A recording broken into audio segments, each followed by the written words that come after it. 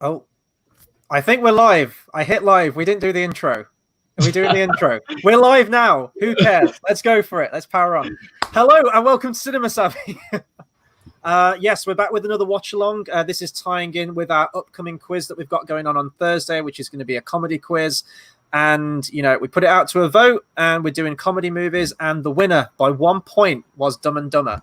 So that's the movie we're doing. And this should actually be interesting on this one because not all of us like this movie. So there is going to be room for conversation to be had there. There is going to be some back and forth. I've read a little bit of trivia on this movie, but I mean, for me, this is just a really enjoyable film for me. When was the last time we all watched this movie? Because this seems like every time this is on the TV, I always tune in and catch a bit of it at least. I'm going to go on a bet and say it was probably last year at some point. I don't know when, but this is one of them films that I just kind of annually see, whether it's like one of my sisters asking to put it on or like a family member or it's on like ITV and you just carry on watching from wherever it is. It's definitely at some point. I've not watched it this year. I think I definitely saw it last year because I remember watching it at some point. How about you, Tate? I've seen this film once before. I saw it over 10 years ago now, and I didn't like it. I really didn't like it on first viewing. I do like Jim Carrey. I like his films, but I feel like his humor sometimes is hit and miss. And for me, at least, this film was a miss for me. But it'll be very interesting watching back and seeing just if my opinions stay the same or not. Like, I think it's going to be interesting. Yeah, no, absolutely. And I mean, this was an absolute killer year for Jim Carrey. I mean, he did arguably the three biggest films of his life, or certainly, you know, a good bunch of them. Ace Ventura, Dumb and Dumber, and The Mask, all in the same year. He was paid $7 million for this movie. Jeff Daniels was paid $50,000 in comparison, which is, yeah. But we'll get into that anyway. So hopefully, we'll get some more people coming in a minute. We are watching this on Netflix, so it is very readily available. I'm not sure if it's on the US Netflix, but it's definitely on the UK Netflix, if that helps. Maybe some of you have it on DVD. Maybe some of you do have Netflix and can sign in. I will say we are watching the Theatrical Edition. There are two versions of this movie. The uncut version, which is slightly longer, probably by about 5 or 10 minutes or so. We are watching the 1 hour, 46-minute version here. So just to make sure that we don't have any crossover with that if you are watching at home with us. Before we get into it, we will just do the socials, which we will run across the bottom of the screen there. So follow all of those. The links are in the description as well for all information on upcoming videos we've got going. As I mentioned, the quiz this Thursday at 8:30 p.m. I'm ready to get into it. The OCD in me is dying right now from the Dumb and Dumber Dumb. And Dumber Dumb. I know how to solve this. Do you want me to solve this? Go for it. If we can, yeah. There we are. Fantastic. There we go. All is right in the world. So now that we've got formalities out of the way, should we fire it up? And we can have this conversation through as we go throughout the movie. Okay, right. So we'll count down from 3. I don't know why I'm losing my voice. I'm going to have a sip of water before we start. Okay, we'll count down from 3. We'll go on 0. So 3, 2, 1, 0.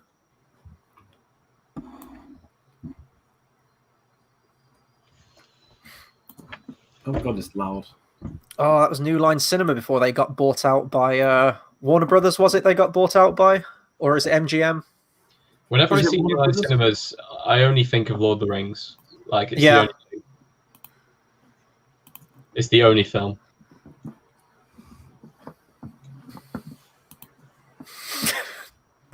Sorry, it's going to be really hard not to quote some of this, even though I can't do the voice. You guys are already pissing yourselves laughing. It just throws you straight into it. I love it. You never know, Tate might actually like this on second view. Oh no, I paused it. Why would I do that?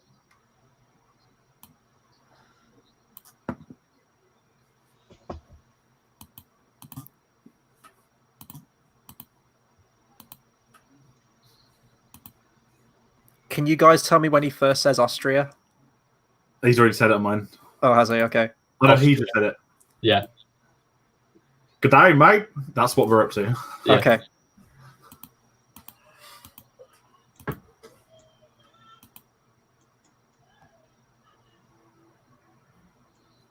Just let me know when the song kicks in. I'll let you know. Hold on. I think we're just... There we go. Okay.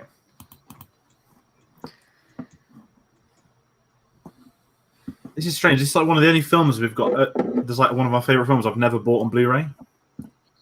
It's like the only DVD that gets watched. Yeah, I had it on video growing up, but it was on TV all the time. It was usually edited for TV though, so I remember it wasn't for a long time till I got it on DVD. I saw the full thing with all of the jokes in there. So I just need to make sure that I'm not out of sync with you guys. Jeff Daniels' name's just come up. Now on mine. Yeah. Oh, I'm a bit ahead. I'll just pause it and then go again. Dumb and Dumber coming on screen now. Dumb and... I'm on the same as Chris. Yeah. Okay. Yeah. The soundtrack as well, right? We've got to talk about the soundtrack right now. This is just... Every song, the score, the soundtrack, it's just... There is a song in this which is now the theme of one of the biggest shows in the world. I'm not going to say what that is. I don't know if any of you two watch it, but I remember rewatching this after this show started. I was like, oh my God, this was in there 20 years ago. What show is it? I'm not going to say until it appears on screen, just in case you guys watch it.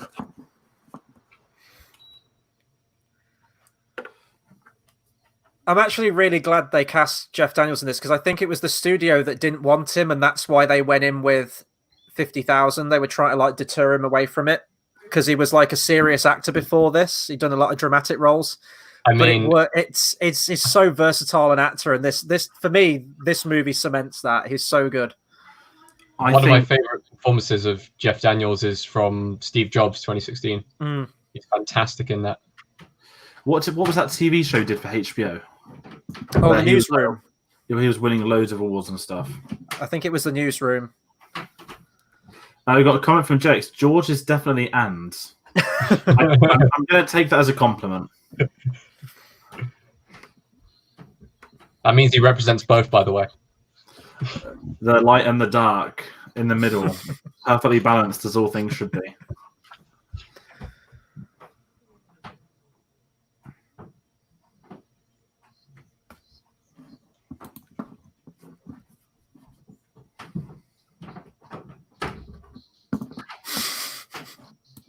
Oh, Oscar winner Peter Farrelly from Green Book. Oh, yeah. I knew that was going to come up at some point. I'm still... The song just kicked in? Yeah. Yeah. So this guy did the score and he also does the song at the end of the film, Can We Still Be Friends? I love the music to this film. I'm still in shock that Green Book won Best Picture. It was a good film, but like...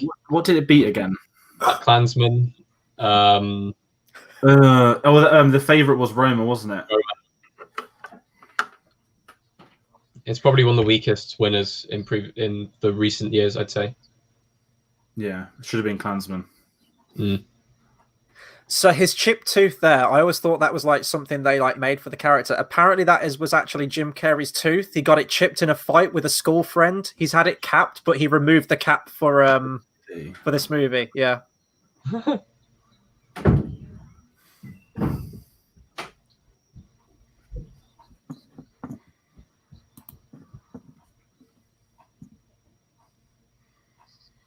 Do we think that I was just looking at like what the Farrellys have done since this movie. This was their first film in '94. I know that there's something about Mary's got quite a lot of fans, but me, myself, and Irene, I know. But do you think they ever hit the heights of this one?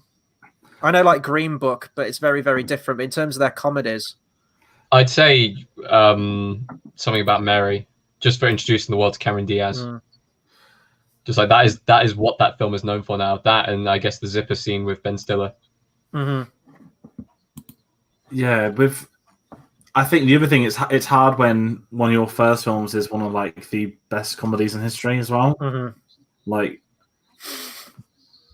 comedies are weird because directors tend to do the same comedies, not same comedies, but like will stick in the genre. Yeah, and I don't think you get many that do more than one great one. I could be proven massively wrong. Certainly the American like cult ones of the 70s, 80s did. But these days you don't really...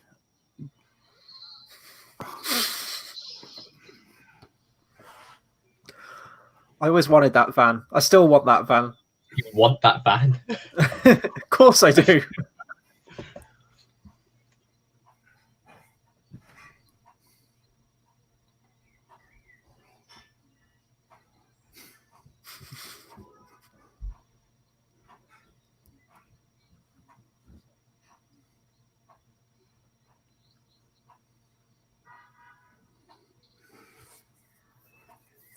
We'll get to like the main scene of this film. Like, but me and Tate were like talking about, and I know Tate, you mentioned that it was like quite lowbrow, some of the stuff, and there is like some stuff in there. But to me, I know like a fart joke or something. But we'll get to the scene. I can't help it. Like it's one of the funniest goddamn things I've ever seen in my life. Like for me, there's a couple of things with this film as to why I'm just not the biggest fan. It is the lowbrow humor. It also just feels more childish than the other performances that Jim Carrey has done, and that's compared up against The Mask, which I would say was a very childish performance, but at least it just had something extra to it. I couldn't really describe it. I feel like there's a character in this. I don't think it's as animated as, say, like Ace Ventura: When Nature Calls, which is a movie that I love, but he is very animated. I think there's a real charm to this because they're very endearing characters. The friendship feels believable. And all the situations they get themselves into, it isn't through any kind of like ill intent of their own. They are very innocent, childlike characters, and I think that's why I like them. The music will kick in a minute as well, but with the music in the film as well, I don't know if it's nostalgia in me, but the whole film's like a vibe. It's just, there's a whole feel to it, like an invisible layer I can't even describe it. It's just how I feel when I watch this movie. And I was hoping they'd recapture that for the sequel, and unfortunately they didn't. But I've still not watched it. It's on Netflix, George, if you have any intentions. It has its moments. It does have some funny jokes in there, but for me, it was just nice to see those two back again on screen. I think it was the Jim Carrey thing as well. He's sort of gone quiet. I know he did Sonic, but around the time that came out, he did Kick-Ass 2, which he was very good at. at.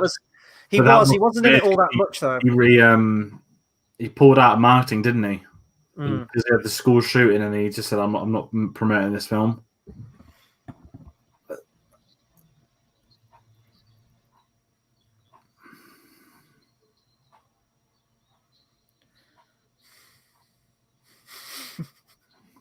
It's definitely not as animated as his other films. No, but I think this is the best one.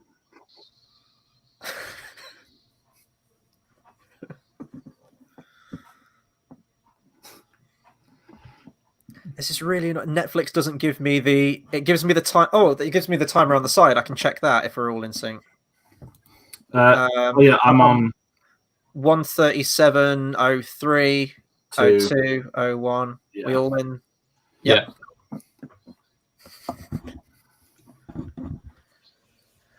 But Jim Carrey, like this moment coming up right now, does show some really good physical comedy. We like this bit now. Like, that's awesome. I love that. It's a good slide. How many takes do you reckon? Probably one. To get it like, perfect. I bet with him on set, every take was probably different. Yeah. Mm. Was it just before Batman Returns? Not Returns. Forever. Forever was. I want to say that was either 95 or 97. Yeah, a year. So that came out a year after this one. He was killing it in the 90s. Damn.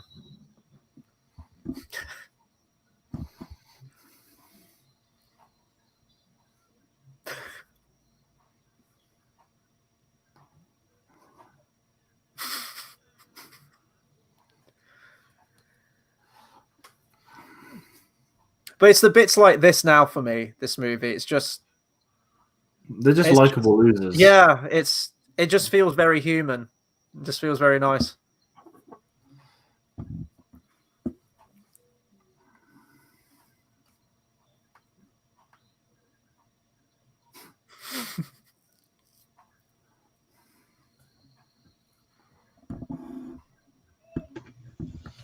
But whilst I do think it has some lowbrow humor in there, there is a lot of clever stuff for me. Like there's like a little line, like a subtle line they'll just throw in.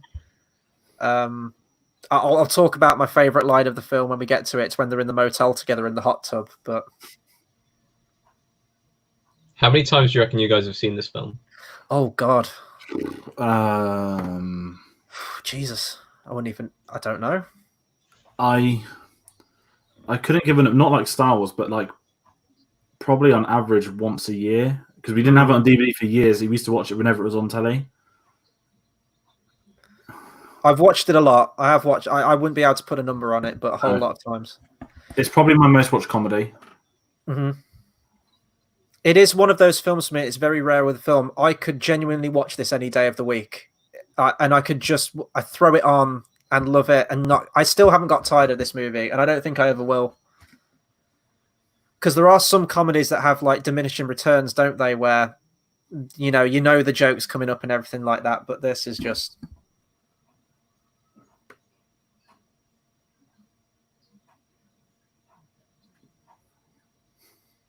It's his hair. It's the bowl cut. Mm-hmm.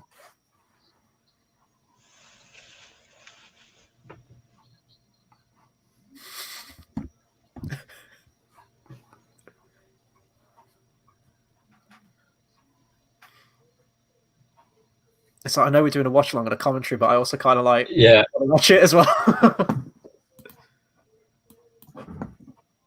Like this line, this is a subtle line for me that I like. This whole bit.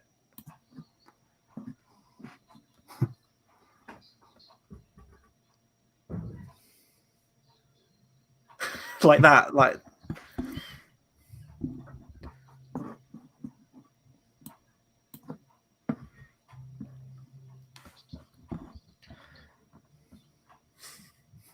Did you pay the gas bill?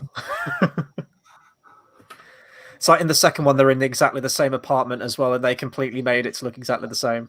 Oh, really? Which is quite sad, but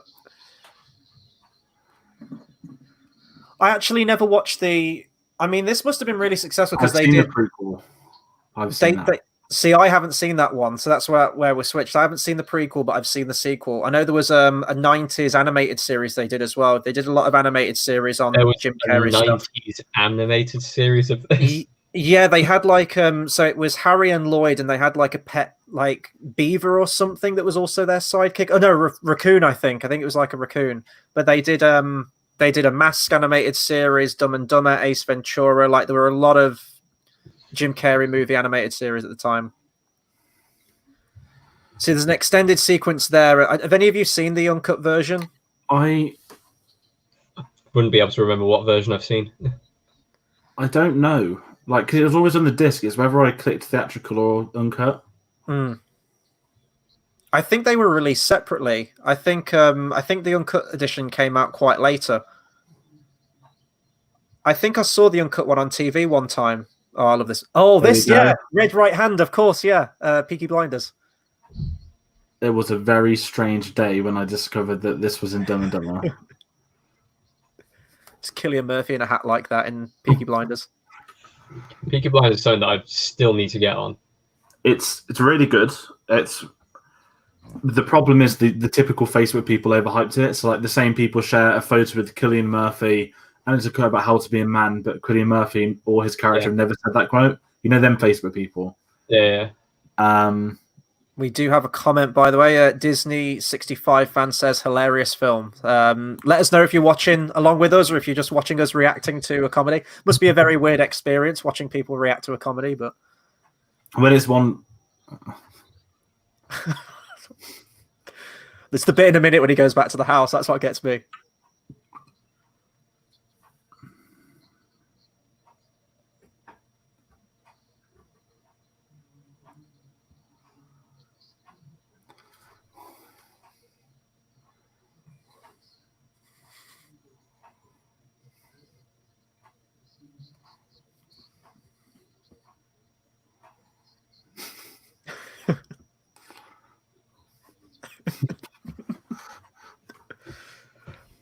This cut hit. Oh, so good.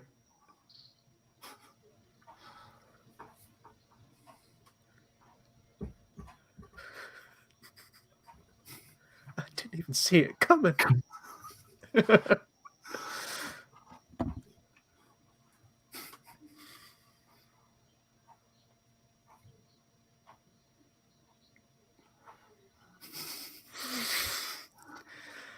this is one of these movies where, like, my best mate, we both grew up. I mean, we're both 90s kids. We both grew up watching all like the Jim Carrey comedy films. This is one film where we could quote the entire screenplay and have at each other. It's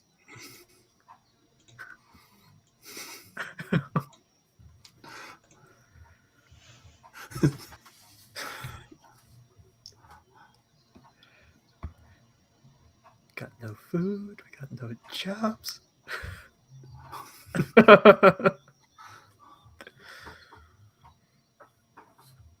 You can see that he's trying to hold it back during this, almost. It's just this to me. I hold this up as like the buddy road trip movie. This is like the king of them for me. It must be hard. It must be really hard for like Jeff Daniels to work with someone as funny as especially 90s Jim Carrey. Because the thing is, out of the two, I'd say that Harry is definitely the sort of the straight man, but he also is still very animated himself and has a lot of his own, because usually in a dynamic like this, you'd have the animated one who gets all the jokes and the other one, it's the dynamic that works between them, but both of them are so good in their own way. Yeah, they bounce off each other. Hmm. I was trying to think of what could be the best buddy road trip movie. I'm having a look now. I would probably put this at a thirst for. Like this is Jim Carrey right here, just Oscar-worthy acting in this next bit.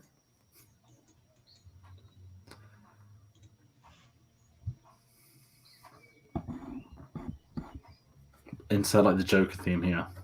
Did he say we live in a society? Please.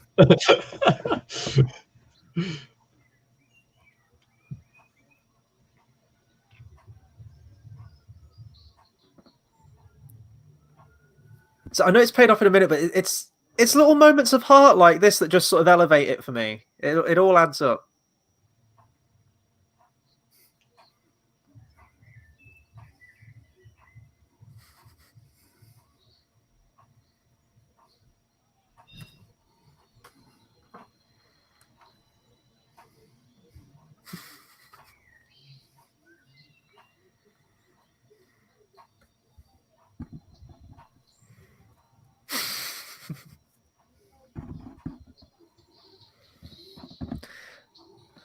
And this is why, like the sequel as well.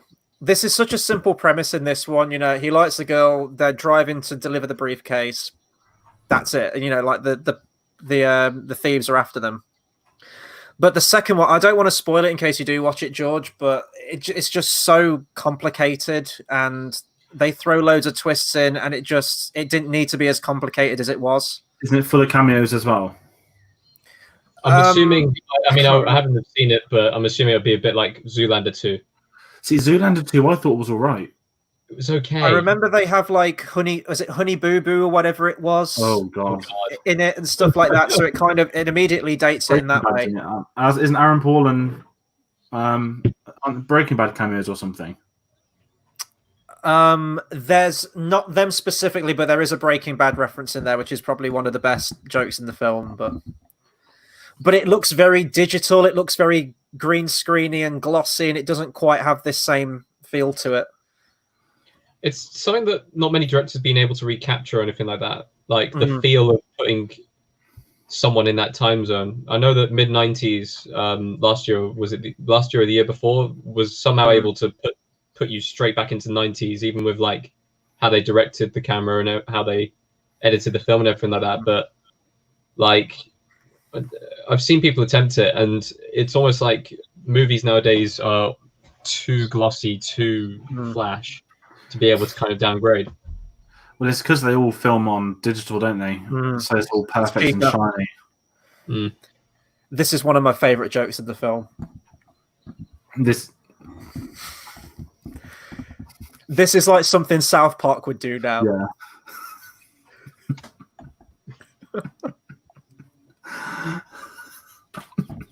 Oh god. It's the last bit. And it gets a payoff later as well, which is so beautiful.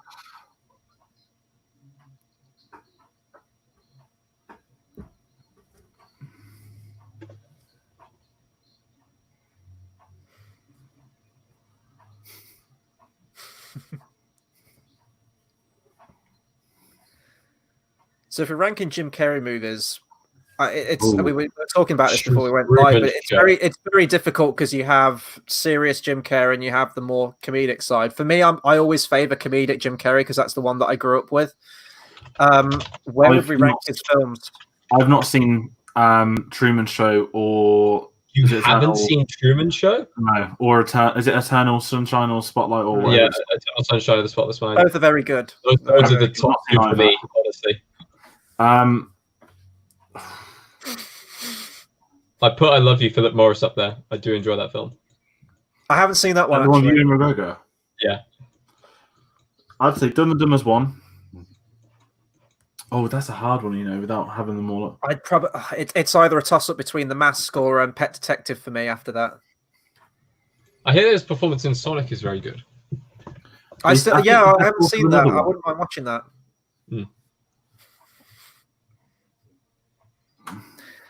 This is one of the scenes in the uncut version that gets a lot extra added to it. There's a bit where Harry says that my soda doesn't have bubbles, and the waitress picks it up and blows down the straw. And so I have been seeing that version. Oh, God, it's because I wouldn't have forgot it's not there, but then I realised that you mentioned it. And the bit where Seabass in a minute spits in his burger's drawn out a lot more, and I think you actually see it, like all the brown shit going to the burger.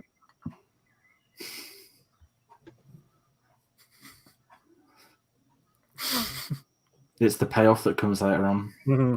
Oh God! Yeah.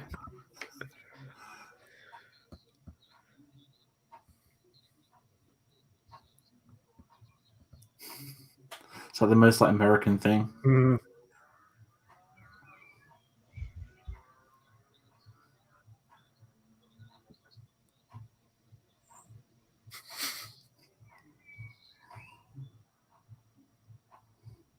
Oh yeah, that is changed it as well.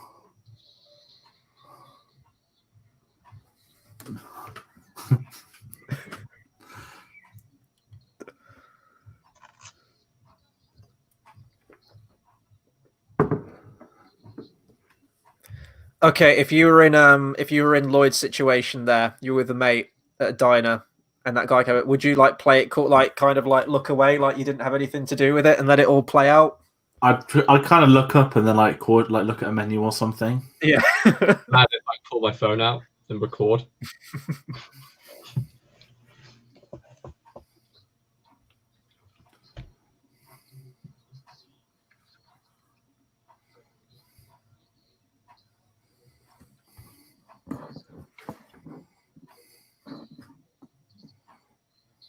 I know she's not on the screen at the moment, but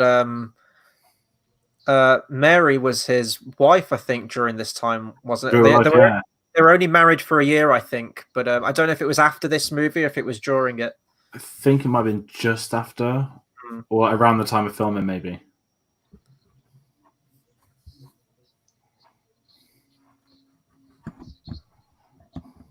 Could you imagine if that actually worked? I was saying, if we ever tried any of that, because that would be, I wouldn't mind.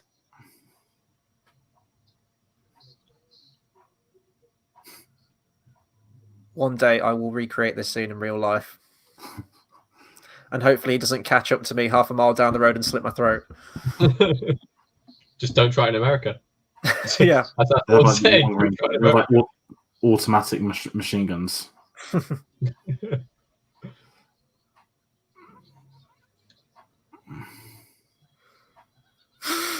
I mean, the bill wouldn't have even been much. It would have been like a tenner. No. So, guys, if you were nicknamed after a fish...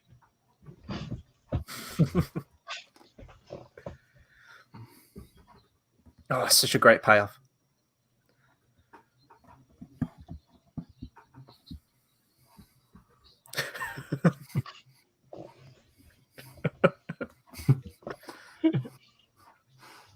Oh God, oh man.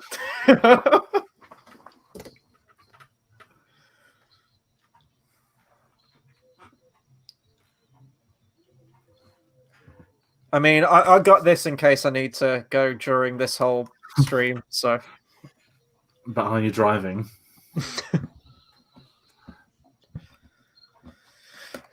See, I know it's toilet humor. I get it, but there's ways you can do toilet humor, and this is the king of it for me. Like, it can be funny if you do it. It's the sound. It's yeah. Oh, especially the later scene as well.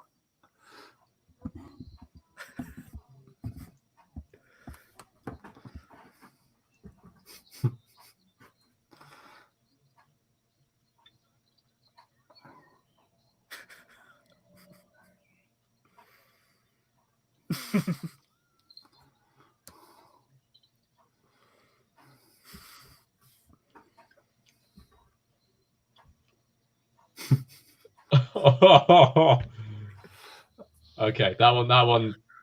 As far as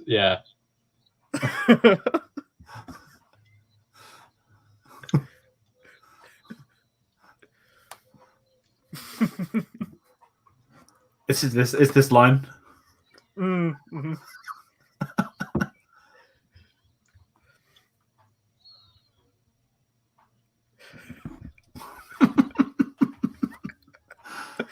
Killer bootsman.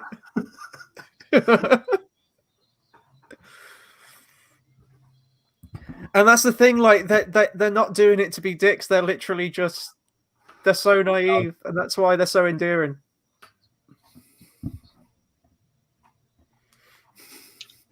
It's this smile now.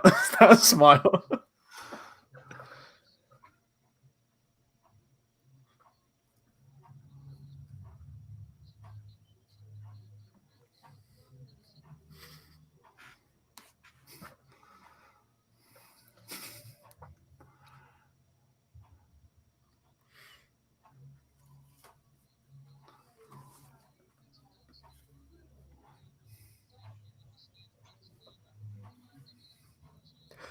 Oh, this bit, his expression hit.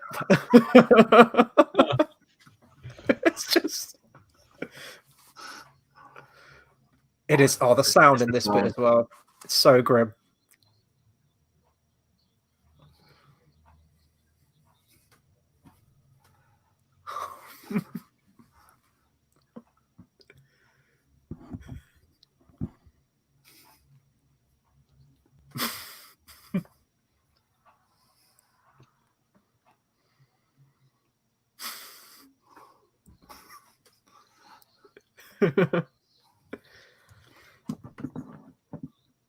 Oh, SeaWorld man's onto your new setup, dude.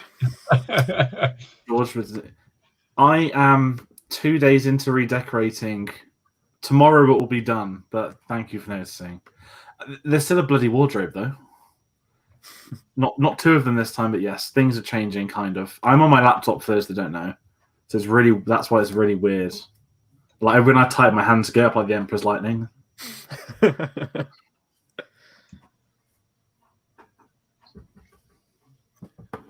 Look what you have made. I felt bad earlier today. I had a sudden urge to watch Rise of Skywalker. I don't know what came over me. Ooh. At least do 7, 8, and 9 for the memes. For the memes for 9 though, for the Palpatine scenes. There's one of my favorite Skywalker quotes. I still don't think it's online. There's a weird Muppet creature that drives Lando's is it a tank or sandcrawler? But it's just this amazing. Okay, and then the window shuts. It's so un-Star Wars it works. In that kind of it's like a prequel thing, isn't it? Mm-hmm. But I swear it's the face of a Muppet or something. Oh god, this scene. So I mean, this film's just filled with a collection of amazing scenes, which make it a perfect movie for me. If anyone's seen, there's this new trend of Mary Jane Watson memes. There was someone did a Dumber one. I didn't see that one. It's the headlights, and then it cuts to not Peter Parker, it's him. Okay, we've got a scene coming up in a minute, which is probably the most Jim Carrey shtick of Jim Carrey in this whole film, I would say. It's the kung fu fight.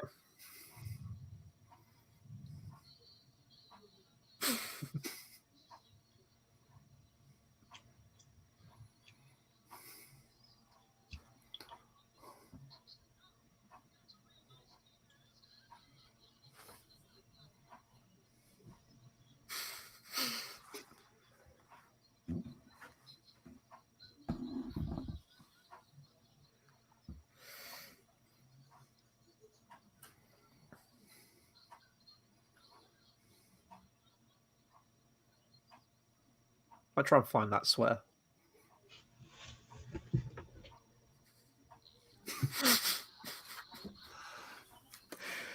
Tate's just having none of this fart humor. Like fart humor in films once again is hit and miss. Like, you never laughed at a good fart, Tate? I have, in fact, like Swiss Army Man is basically mostly farts, and I enjoy that film very much. But there you go, you get one. Well, actually, no, you get a few more towards the end, but we'll get to that scene.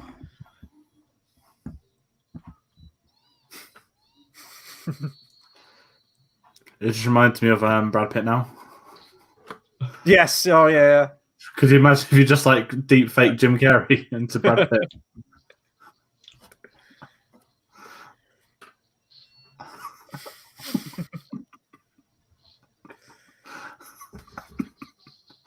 The things I don't normally find humor that funny. I know.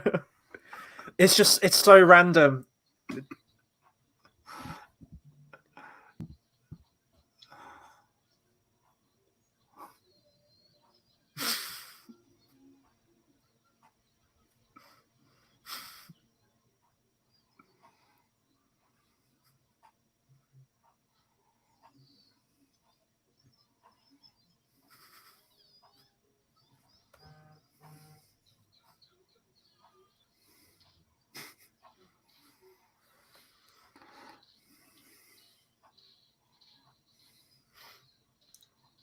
That's like I love they probably got a leg on a stick, just like poking it in his face.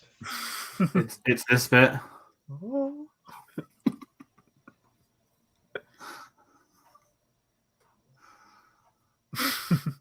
Oh, that for a drop of blood. It's like Kalima. It's the fact it's a dog. It says doggy bag. Is that going to be the George Lucas special edition of Temple of Doom where he adds a doggy bag in it in the Kalima scene?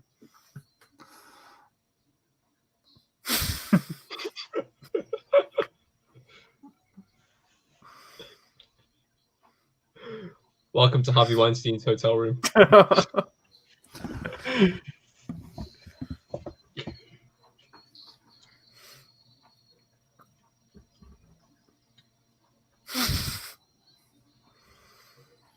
I'm going to have to look for that meme later on. I can see if I can find it. It was only in the last few days.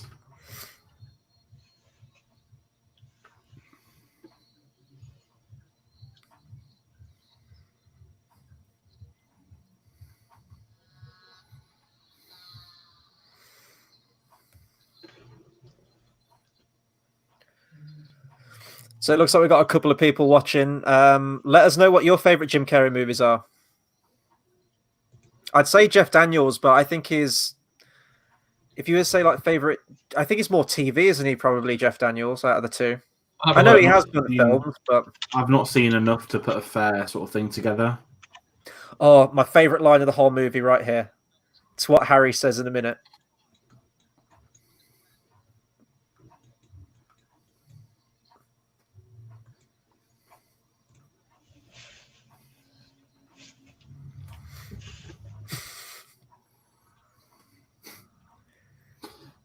This bit now.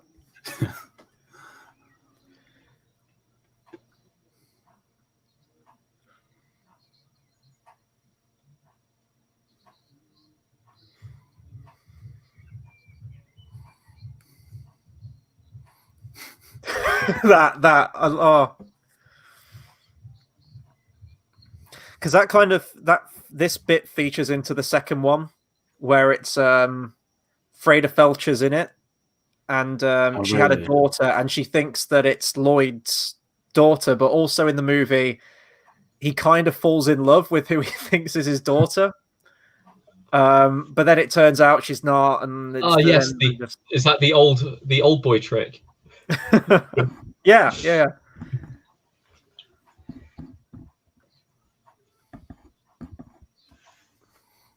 Like this is just like a typical.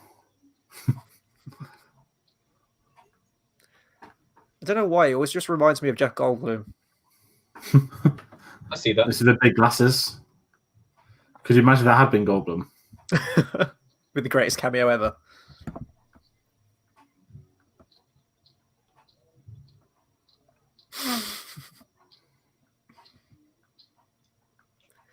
To be fair, I think the fucker has it coming. So Yeah.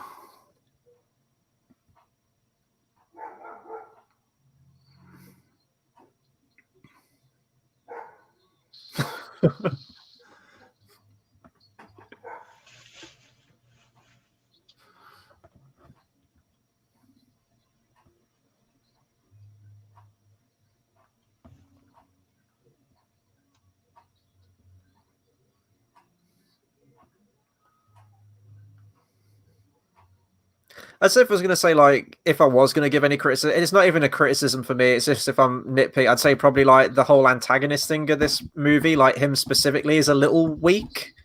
But yeah, it doesn't really. That's not really where the focus of the film should be anyway. Really, because it's sort of just this. It's these two that you're following through this adventure essentially.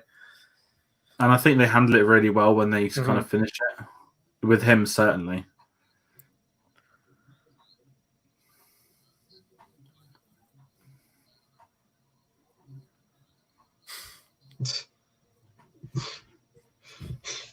Sorry, that one got me.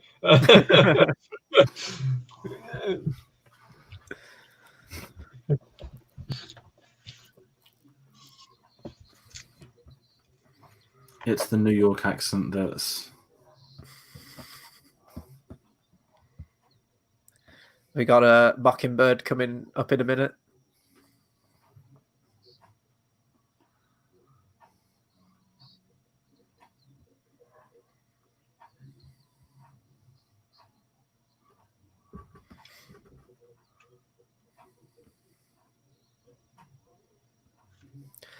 Someone must have made their van look like that. Somewhere in the world, someone's done that. If people can make Batmobiles, they've made the Shaggin' Wagon.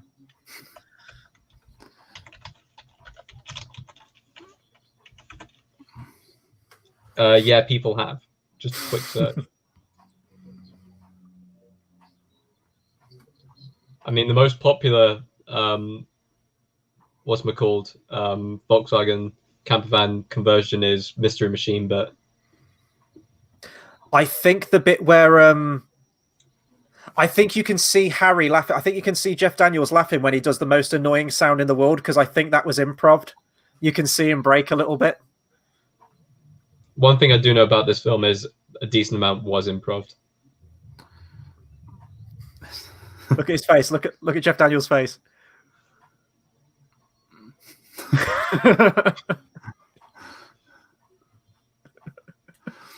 It's such a good noise, though. Yeah. I think when I did my Godzilla reaction and the Godzilla roar, I think I took that as a soundbite and put it over the Godzilla roar.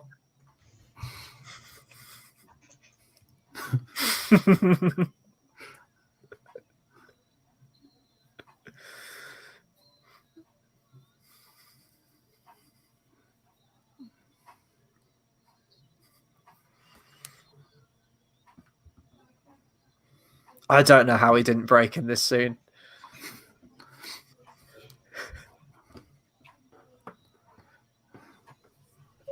You can see him holding it back. He's like...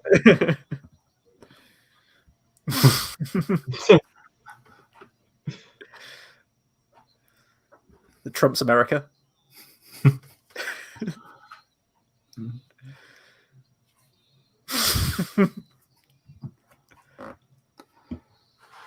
Oh God! Oh man! I think this is where.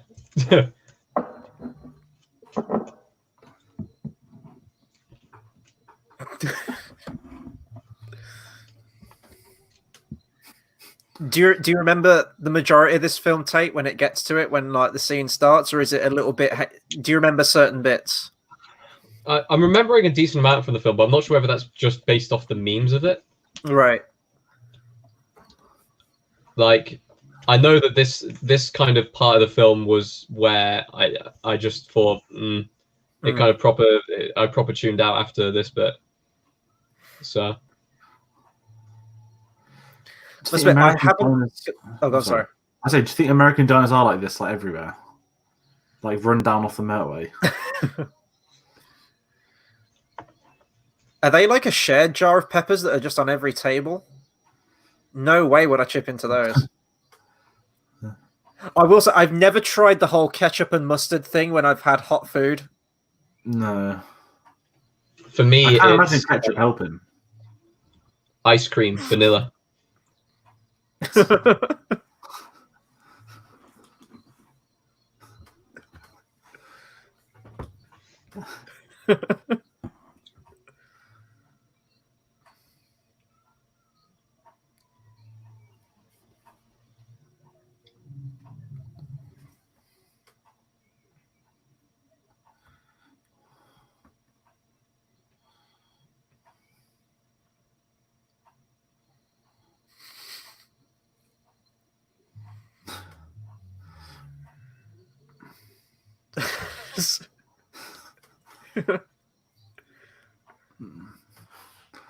Is that a sort of 4-year-old thing? Like, yeah, that's the thing. Like, they kill a guy, but they didn't know. Like, it's like this bit. You know, like shake a Coke can. it's like when you try not to laugh in class with your best mate.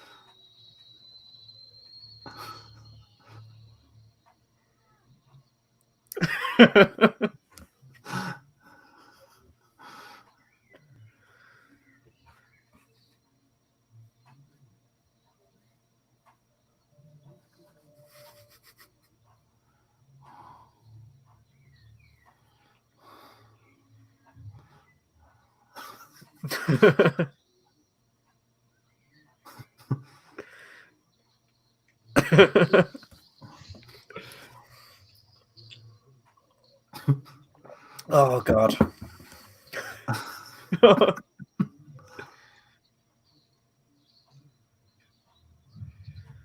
Also said by Harvey Weinstein.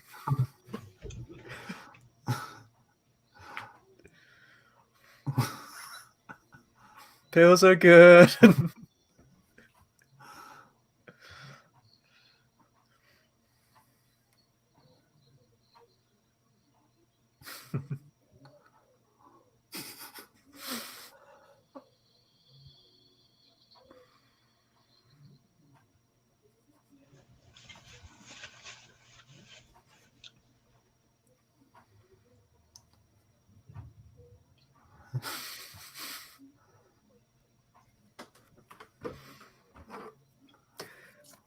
So they just got out of there. They just like hightailed it out. Sure, Like, why not?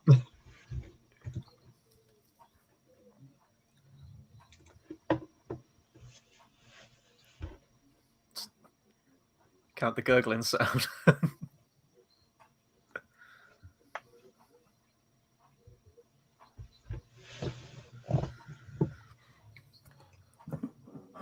So I'll just do a time check for anyone watching. I'm going by how much time is left on Netflix. So I've got an hour and 35 seconds. Yeah. It goes so quick, this film, as well. Mm-hmm. Tate's like, no, it doesn't. No, it this doesn't. is agony. Seriously, I can't believe you just said there's an hour left. I wouldn't say it's agony. It's better than kind of what I thought it was going to be, but it's still... It's I think not... it moves at a good pace for me. It's like you got each sort of scene is like your new setup, your new sort of like individual set piece. It's like a in the not stupidest way. It's like a series of like short scenes, like sketches. Hmm. There, like you had the diner scene, well, like the first one, like the roadside one. You've just had that one. Now I think we're getting onto the petrol station moment now. Yeah. That's such a great thing for the dog as well. Yeah. So it starts leaking in a minute as well.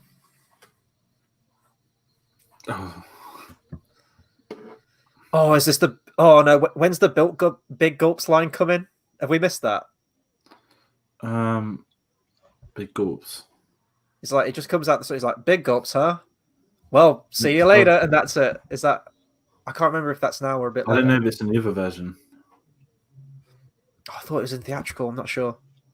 I'm now suddenly immediately interested in this movie because it has skiing involved in it. Oh, you'll love it later then, Tate. Like cable cars and everything.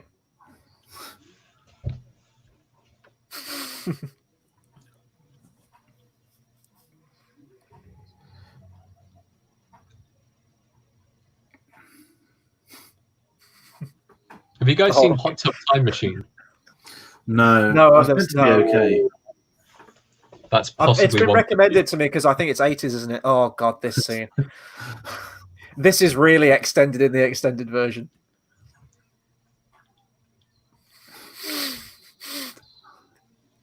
It's the music. I love that soundbite. Yeah, that soundbite of music.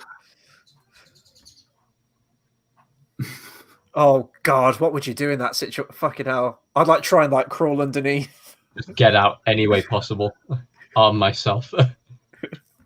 It's the scream in a minute.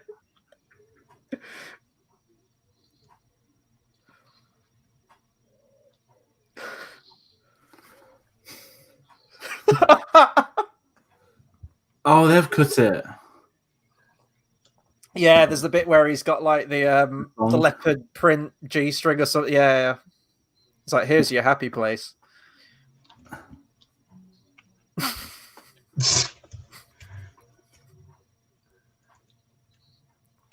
Don't smoke in a petrol station. Zoolander teaches you that.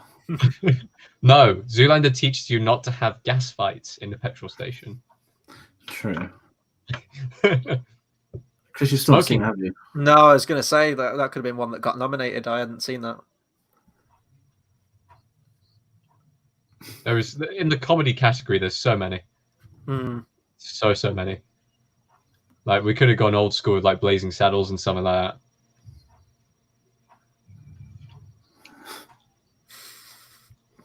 Right, people who are watching this right now, we can guarantee you there will be at least one Dumb and Dumber question in the quiz. So we hope you are paying attention.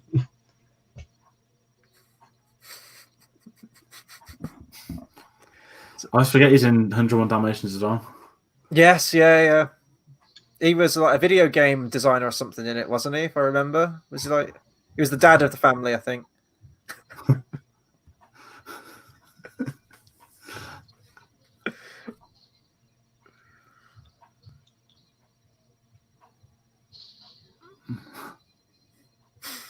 Yeah, because the trousers are down in that.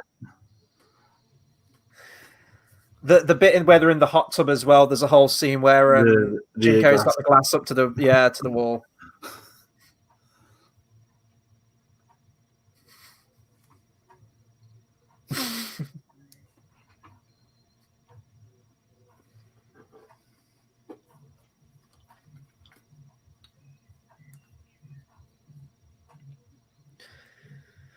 What was the last really genuinely good comedy film that was released? Booksmart.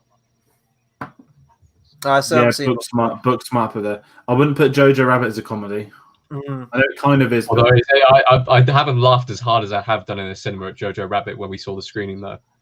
I'd say it's more. I know satire is comedy, but it had that underlying melancholy quality to it. Yeah, I'd say Books. No, one thing in Booksmart, Good Boys. That's a film that looked dreadful. That for somehow was one of the funniest. Oh, here we go. It was okay.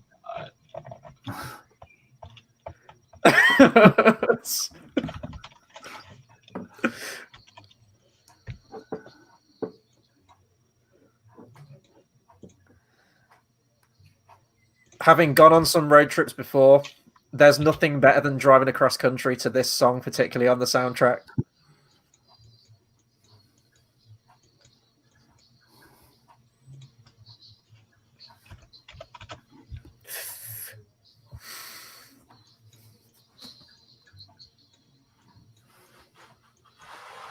Yeah, comedy movies have taken a hit over the last years. I'm just looking back through.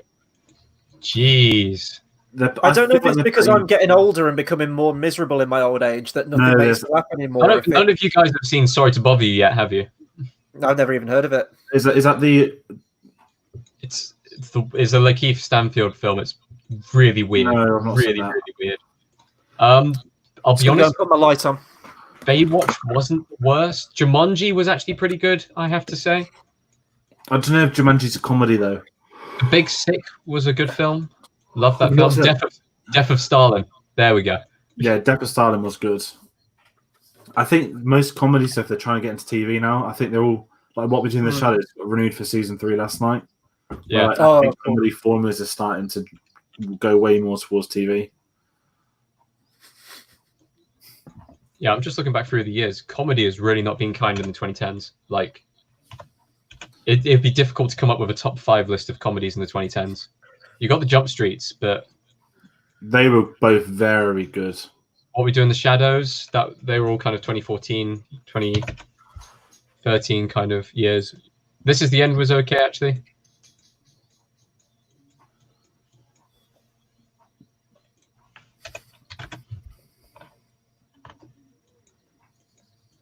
I really just need like a silly comedy in my life. Like I love Scary Movie 1 and 2. Like I need a comedy film like that. I get Norbit, something like that again in my life. I love Norbit so much. Are they making another Scream film? No, not Scream, the other one. Scary Movie. I don't think so. 5 was the last one, and that was awful. Does this remind you of R2-D2 and C-3PO? I don't know why. Someone should play this song. Should take this song and put it over A New Hope. I was going to say 4 Lines is... 4 Lines is so good. I've been watching loads of Face Tracker and Phone Jacker recently. Hi, I'm Donald He had a film out last year, didn't he? Same guy. It's got a new TV series, and he's in What We Do in the Shadows as well as the main one. But like, he's really good in What We Do in the Shadows. Is it Nandor the? Oh, what is it called? He's like the Ottoman army, isn't he? Mm-hmm.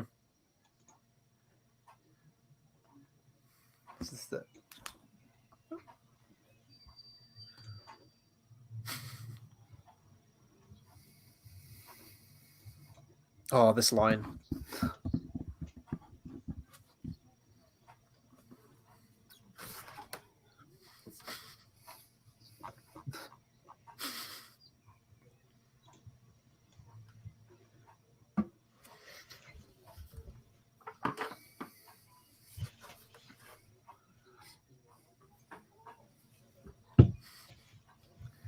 And totally redeem yourself.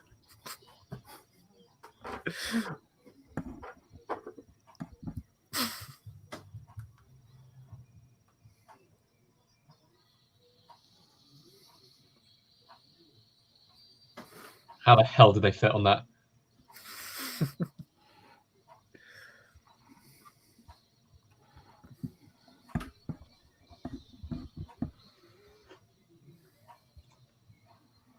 So it's just nice. I'm just smiling. It's just nice.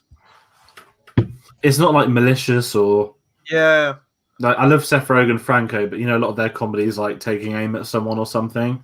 So this is the opposite. See, this doesn't really make this joke here. How he has that reaction to it, that really doesn't make sense without the extended cut. So, because he's a trucker who tried to like molest Lloyd, there's a scene afterwards where they're driving away and Harry's taking the piss out of him, and he keeps doing like a truck sounding noise with the horn.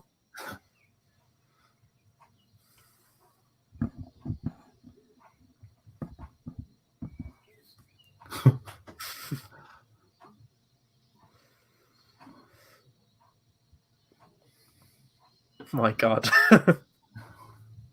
I would be losing my mind. I mean,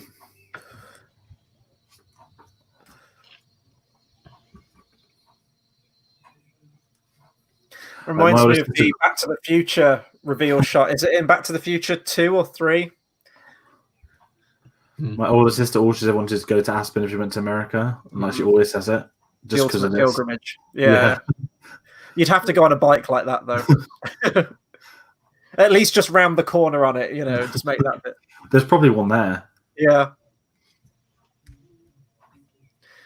I have to get like a list together of. I don't know if we've answered this before, like the list of movie-related places, like pilgrimages we want to make. Hoff's my next, like not next one, but Hoff's like one I really want to get to. And then Iceland, there's just loads of films in Iceland, and then there's New Zealand. New Zealand's probably my top one, but America's weird because it doesn't feel like a pilgrimage because like wherever you go, something big's been there. Next year, guys, I'm gonna go to is it Ben's Pizza? Joe's Pizza. Joe's Pizza. That's a pilgrimage. I'll do it. Is it 24-minute guarantee, is it? Just if you went in there and said pizza time, I wonder what the reaction would be. You probably get thrown out because they probably get it all the time. I'm sure they've been given stuff from Spider-Man. Like they were given something as like a Spider-Man was here thing. There was that place where the storefront where he comes out and does the dance scene, the whole this thing in Spider-Man 3. I know that was a place where people have gone. I don't know. I'm trying to think of other places. You got obviously like the I think the old firehouse in Ghostbusters is still there. That's, the library. What say, Uptown?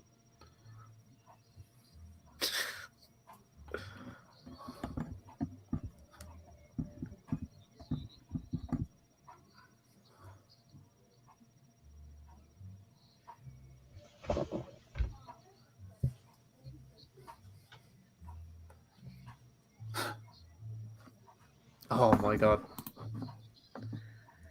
This moment right here has happened to me. The spare glove thing has happened to me. What is in which one are you? I was Harry.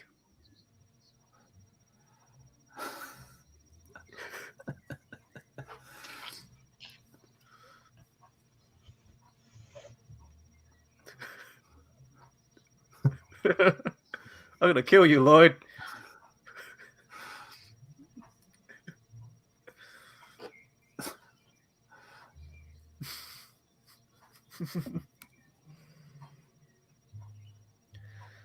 This scary laugh he does in a minute.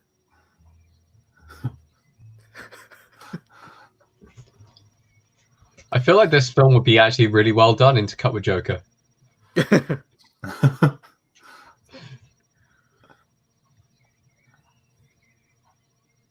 Will they get their big, nice costume in the future scene? The tux. As I say, I have said with my mate, and we've said this when he gets married, we are doing the whole Dumb and Dumber tuxedo thing. He's getting the orange one though. Unfortunately, I'm in the blue. We were meant to do it at Halloween a couple of years ago, but it just didn't go ahead because one friend was at uni. I was like, "You can't do it by yourself." Yeah.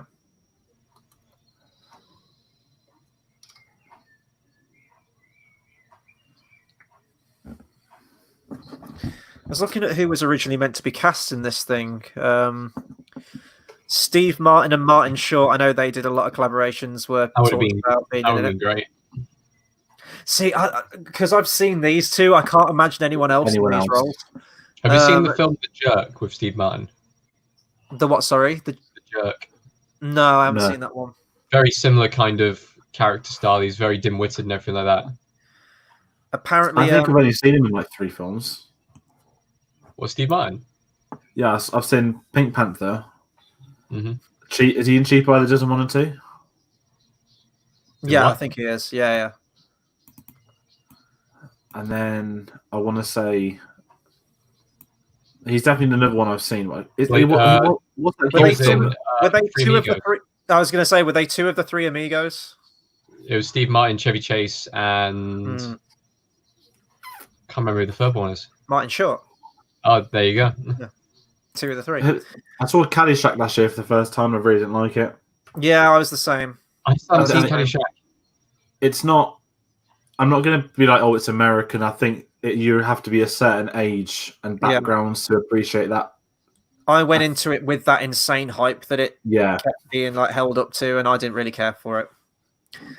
Apparently, according to Splitsider, which looks like it's some kind of magazine or something, the original choices for Harry and Lloyd were Nicolas Cage and Gary Oldman.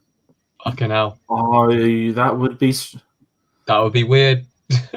that would be great for like some action version. In a parallel like universe, that exists. Nicolas Cage would go full out on this, though. Oh yeah. Would this have been off the back of his Oscar as well? Was this pre-Oscar? Might have been. Oh, what was I think it? it might be just before, maybe. Leaving. What's it? Leaving Las Vegas. Yeah. That is a downer of a film. That is a proper depressing film. That came out a year after this.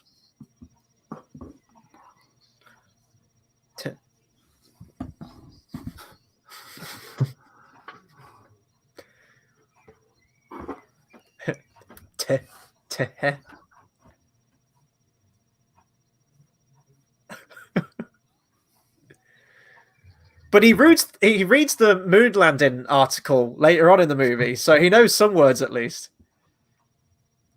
Oh, this is a great scene.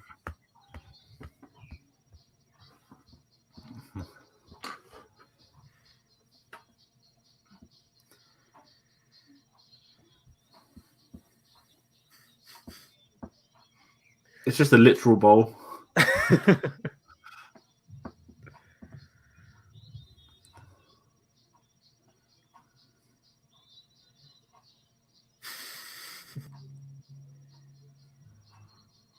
Oh, it's a bit grim.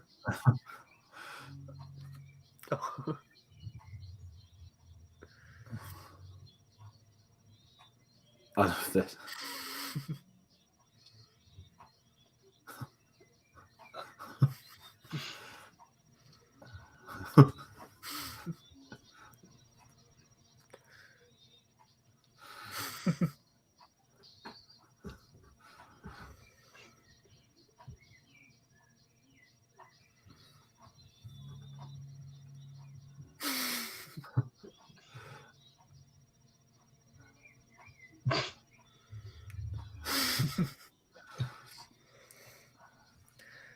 Should be like the alternate moment in John Wick where he gets suited up in John Wick 2, but he has the orange tuxedo instead.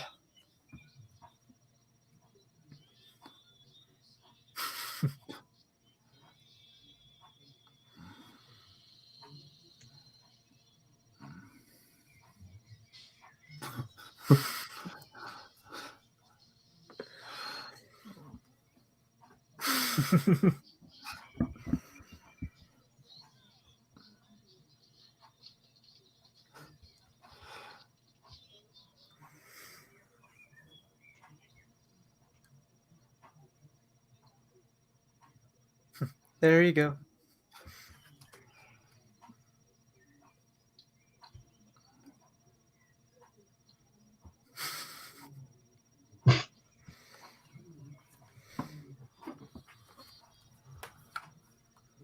This is where Whiplash kicks in.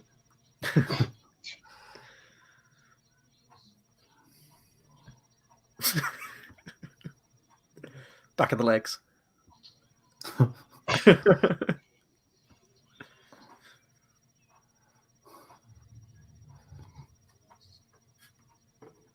Jesus Christ. That better be some good food.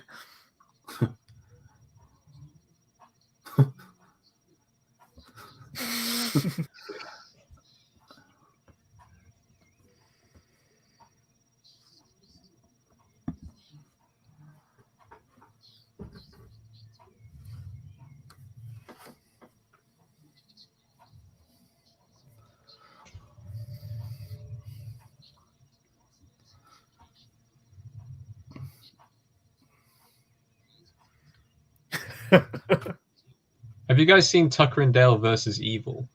Yes, love that film. Waller Allen Tudyk's best in that. I feel like that kind of has a similar vibe, but with a horror kind of element added onto it. As this film is like two people who completely have no clue about the situation, just kind of accidentally being in the wrong place at the right time. And there's a lot of heart in that movie as well, isn't there, between those two characters? No, it's a very good film.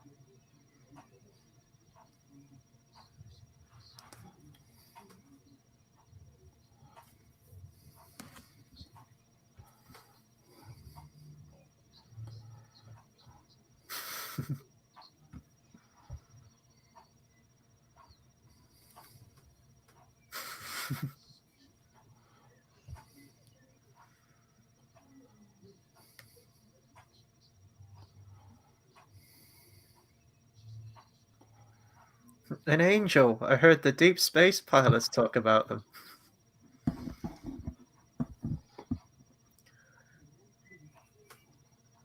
As this tell her I have a rapist wit.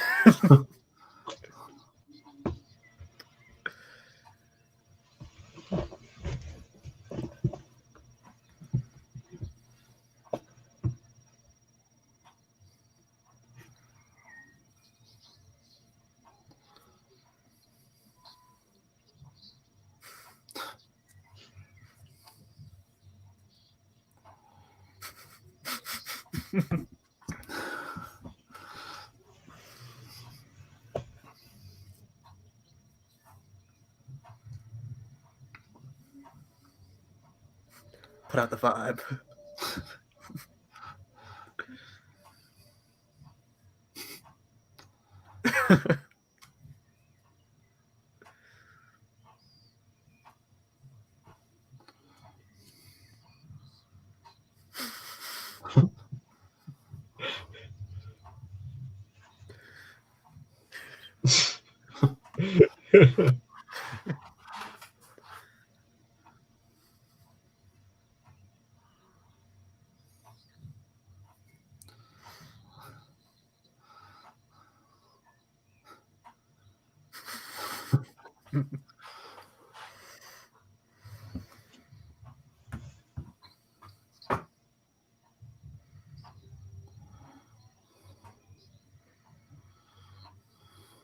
Oh god, this bit.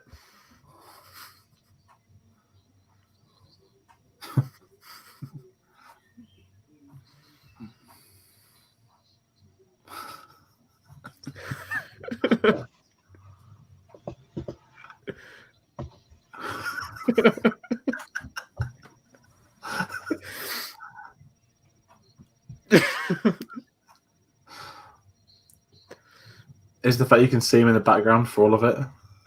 Like his arms are still up. It was just like turn around and like stick his ass out or something in the next shot.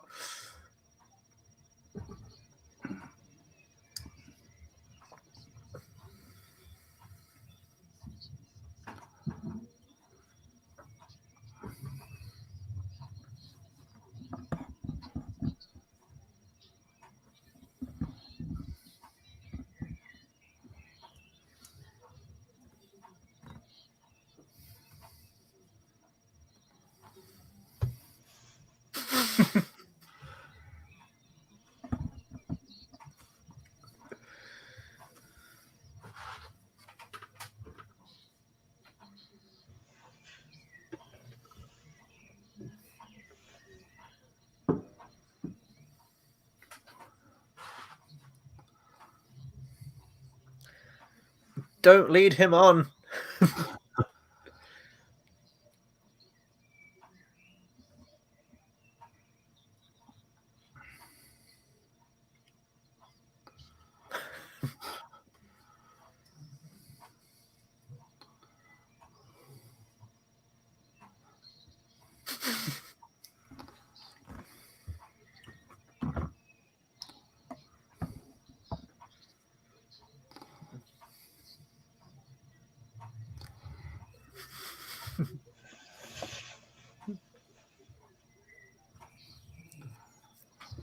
Oh god.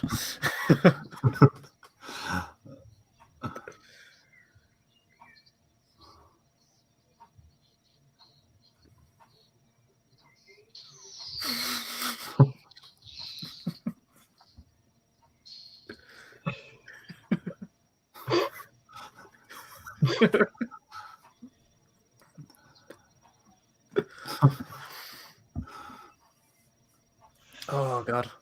I love. We're just watching the film now, aren't we? We're just watching the film. At this stage, yeah. It's probably not entertaining for people watching, if anyone's watching, but screw it. Or people will be watching along with. I'll be honest, it's kind of the same as to what I remember. There are a few jokes which kind of got me, I'd say, at least got me this time and everything like that. But I'll still stand by my statement. It's not my kind of film.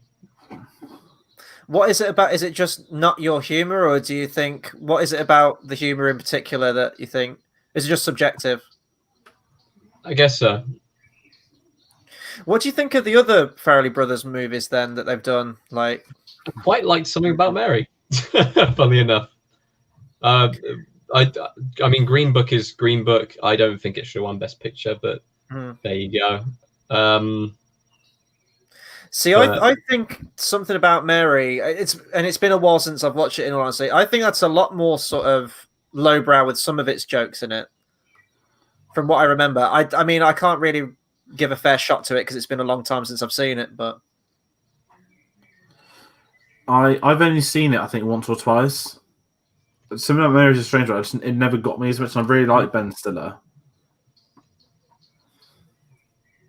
I think it falls into that category of like Meet the Fockers and everything like that. Yeah, I mean, I love those two. Well, the first two. There's three now, isn't there? Mm-hmm.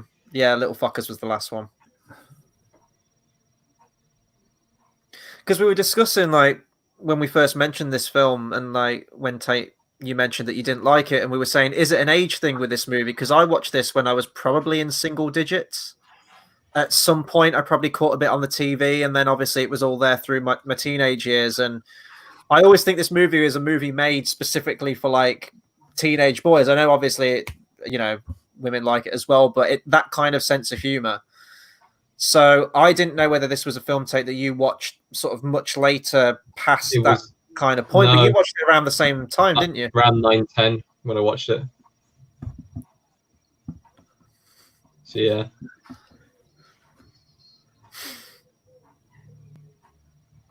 Just noticed his ski outfit kind of looks like Spider-Man on the shoulders.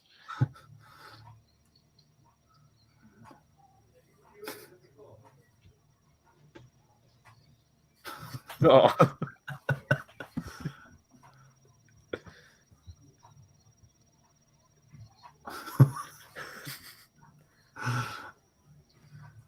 On a separate discussion, you'd never get me on one of those bloody ski cable car thing. There's no bar in front of you or anything like that. In America, there's no bar. Everywhere else in the world, there's a bar.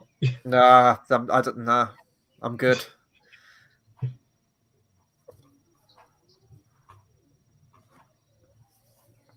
If they cut the moon scene out? No, it's after this bit. That's one of the best jokes in the movie as well. We actually, this is a weird tangent, but a week ago, I went up into the loft to like sort some things out, get things down, go through it all. And my parents collect like old newspaper clippings of like famous things that have happened. And there was a moon landing one. Oh, and really? as soon as I saw it, I was taken right back to this scene here.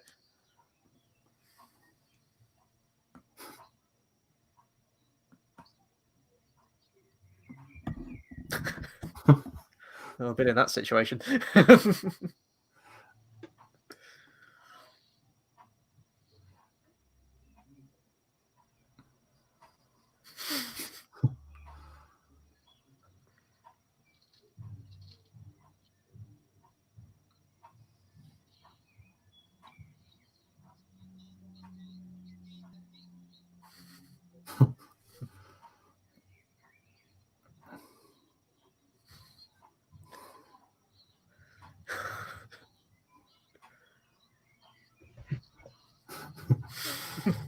How do you think they filmed it? Yeah, probably.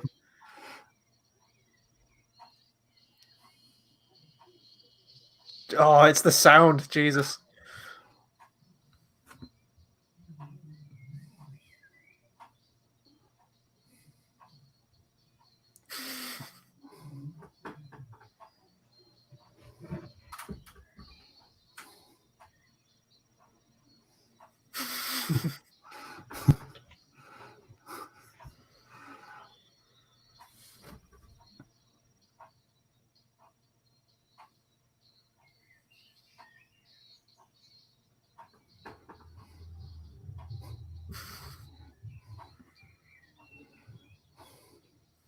Please tell me you just fucking rugby tackles on just fucking like dump truck. Oh god, this bit.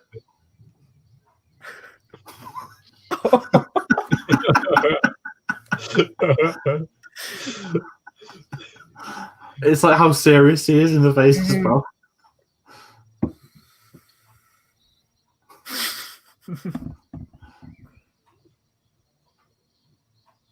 Yeah, that's what I was expecting.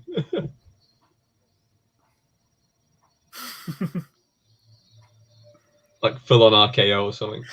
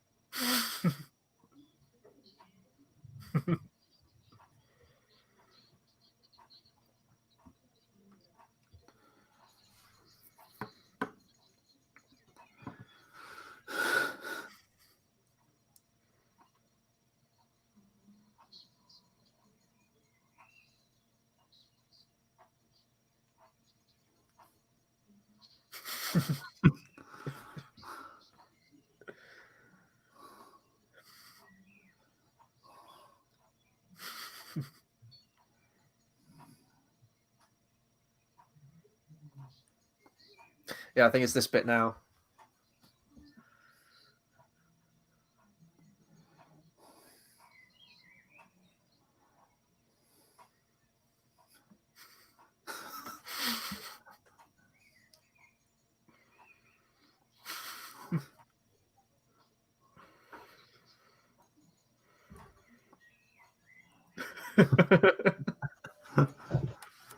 I'm wondering if that was improv or not. I think that bit was. I think I heard it was.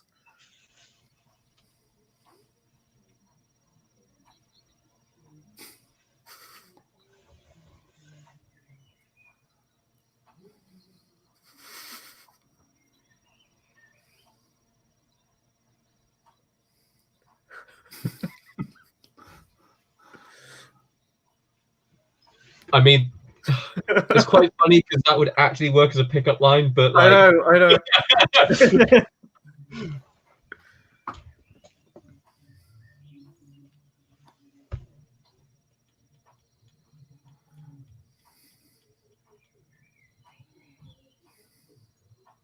Always found those cars weird, the ones with the doors. or the Wingle doors. Yeah.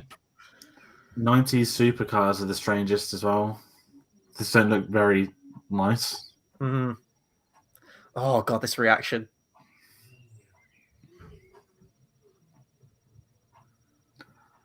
It's like one of the greatest gifts on the internet.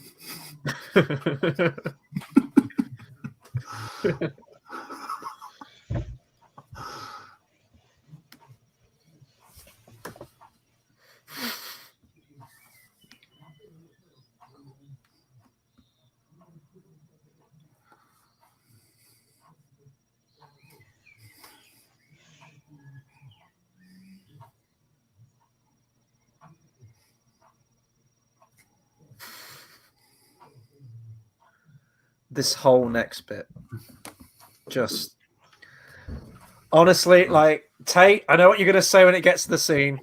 I know what you're Yeah. going to say when it gets to the scene, but to me, that scene I would probably put easily in my top 3 favorite funniest scenes of all time. And I don't care. I think it's amazing.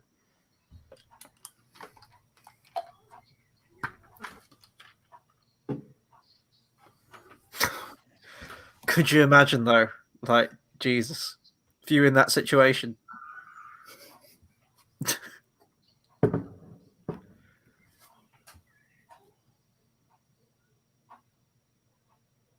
I've had a friend tell me about a kind of similar situation he was in after having a bad Subway sandwich. Ooh.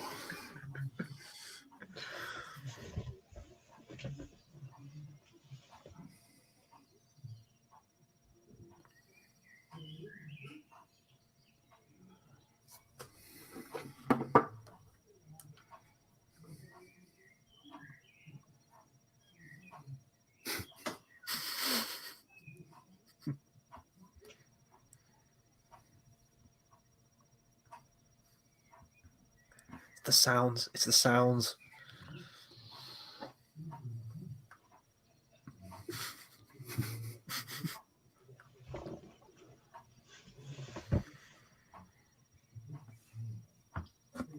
Oh no.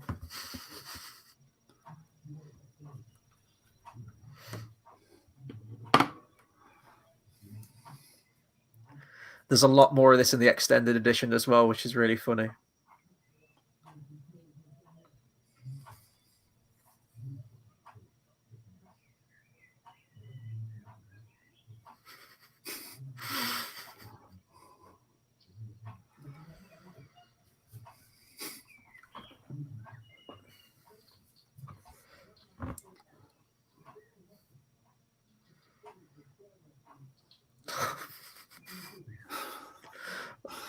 It's the Just hair. immediately. It's immediately. It's just.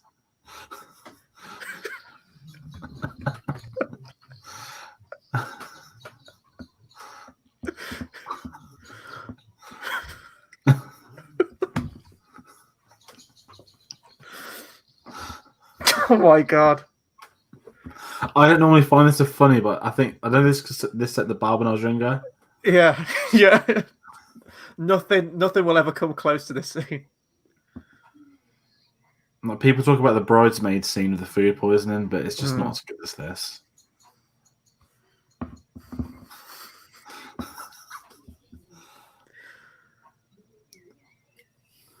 It's that little one at the end that, like, just that makes him laugh.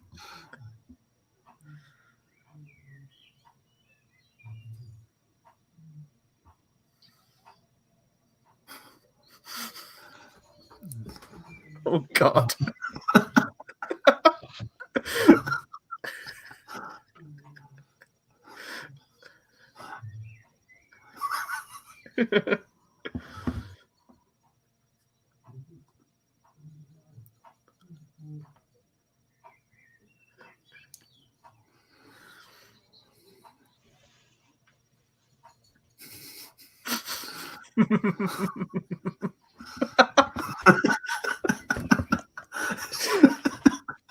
That's like his Grinch tradition.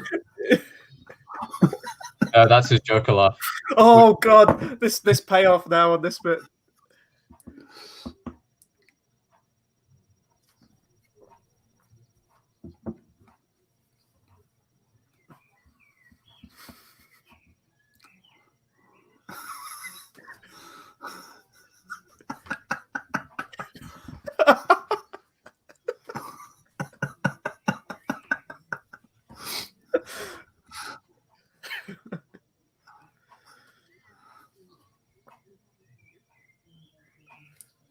Yeah, like in the extended edition with Harry, you see him like tipping it out, unbolting the toilet itself and like tipping it out the window.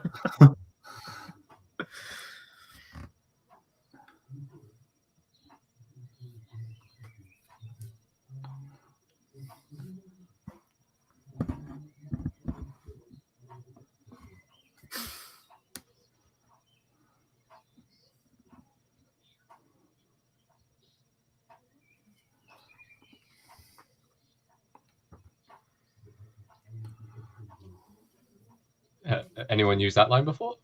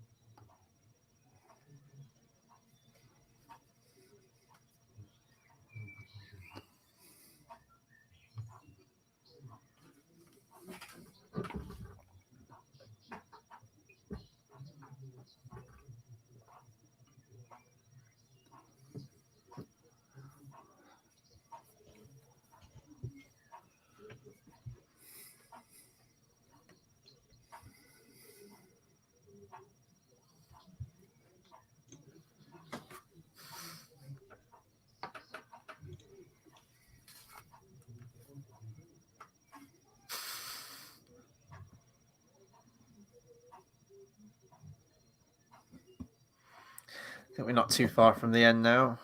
Let's just check out what I've got. About 16 minutes. Yeah. Or 16:30. I'm saying that there is credits, so yeah.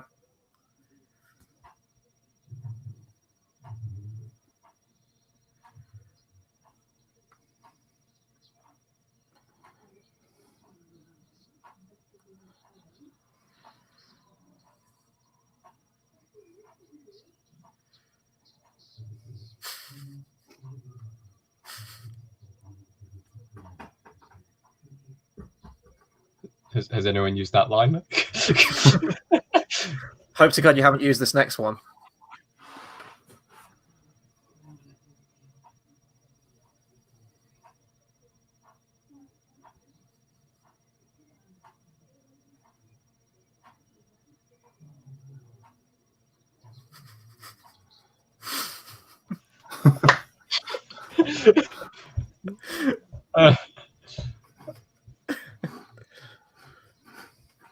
Someone would have tried it.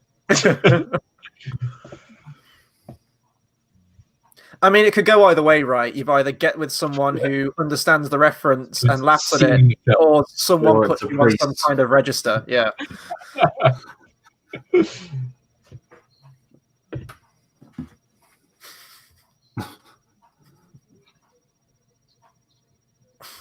This is probably the greatest meme of anything in it.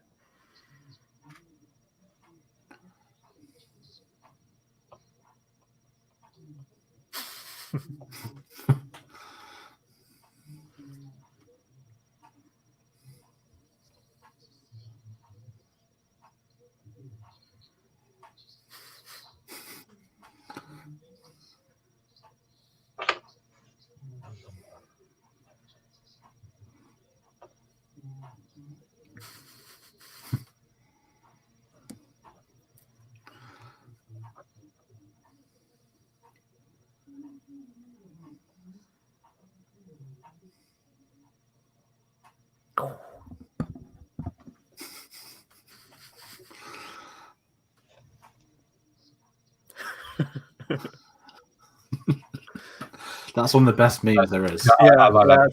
Nice.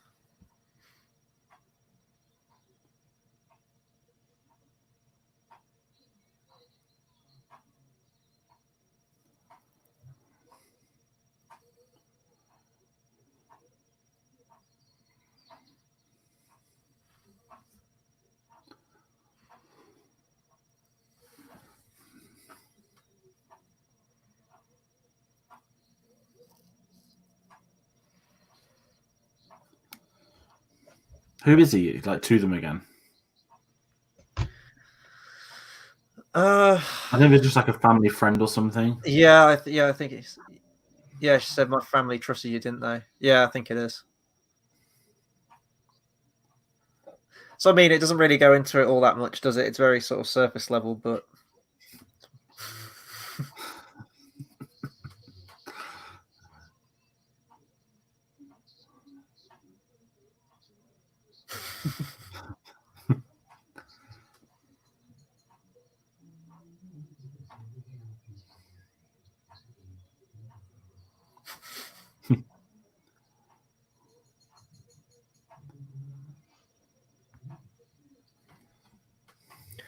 I'm trying to remember the villains in the second one are just so not very memorable. There's like a henchman who kind of paints himself in. I remember it was in the trailer. You know that where someone blends in with their surroundings by painting themselves to match the wall. He's like a burglar or something that does that. That's all I remember. Okay.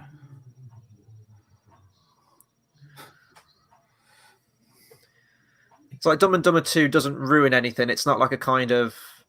It's just not sad. like yeah. It's fine seeing. It's like a really bad kind of reunion special where you kind of go. It's nice seeing them back together doing the thing again, but it's just a couple of funny jokes in there, but nothing beyond that. Mostly chuckles.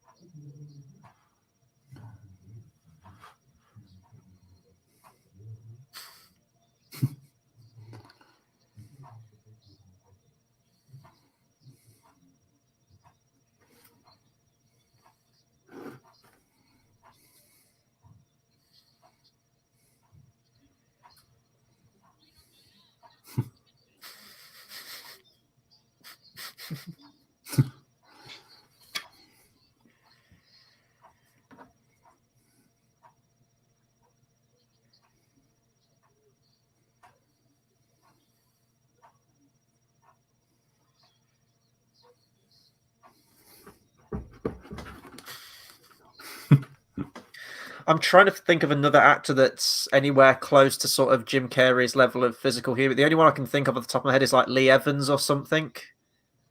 If any of you have seen Lee Evans in his stand-up, he's very, especially with his face as well. But he's never translated on screen, has he? Which is surprising. Only in Mouse Hunt. That's the only film that I remember. He was very good in that. I'm trying to think facial. Yeah, there's not as many.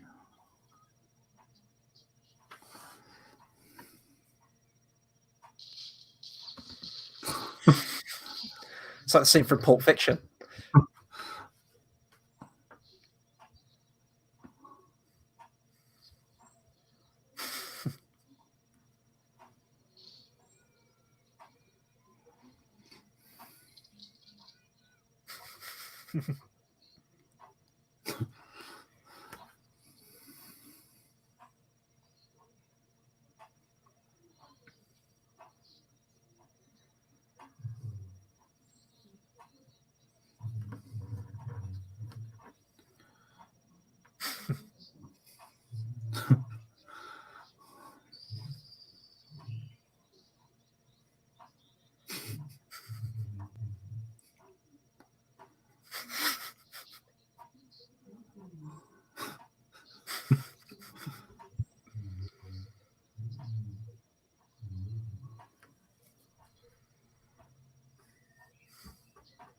Yeah, the guy who did this song did like the score and other little bits to the film.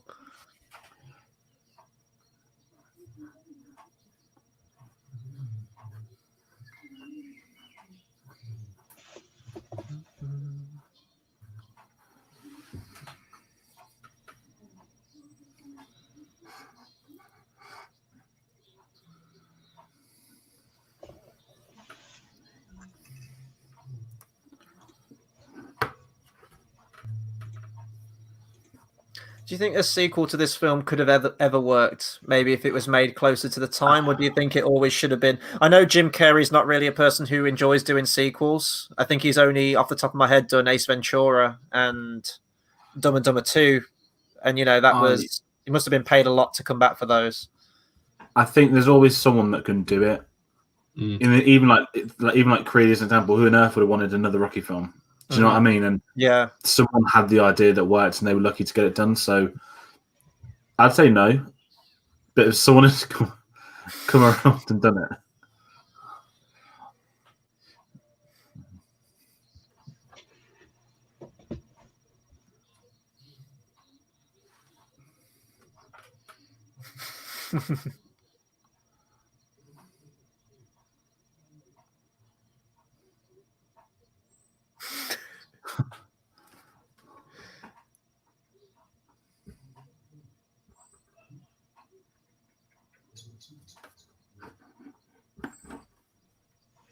Oh, this is one of my favorite movie endings. This is like the most perfect ending it could be.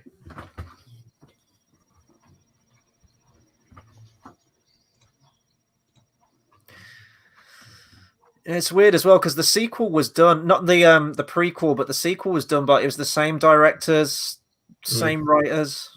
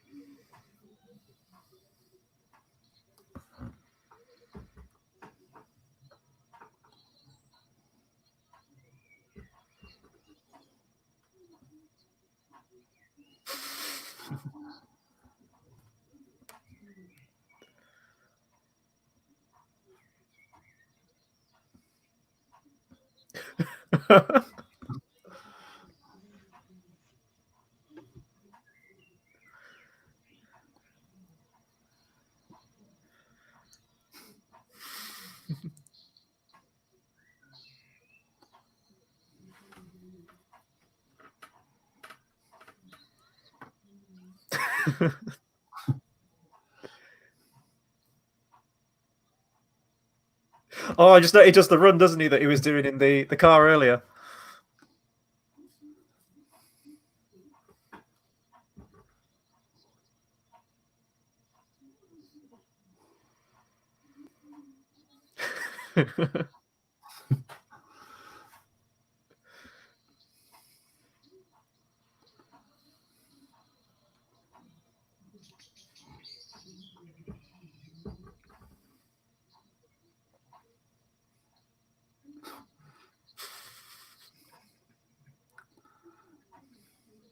Jim Carrey is really different in this scene.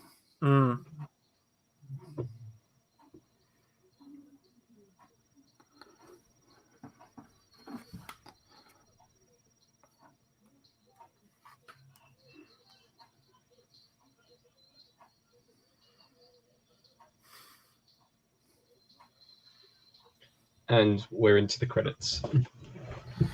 Still one of the best comedies for me. It's just, for me, it's like the perfect 90s movie, like with the soundtrack and everything like that. It's just a really good, feel-good movie.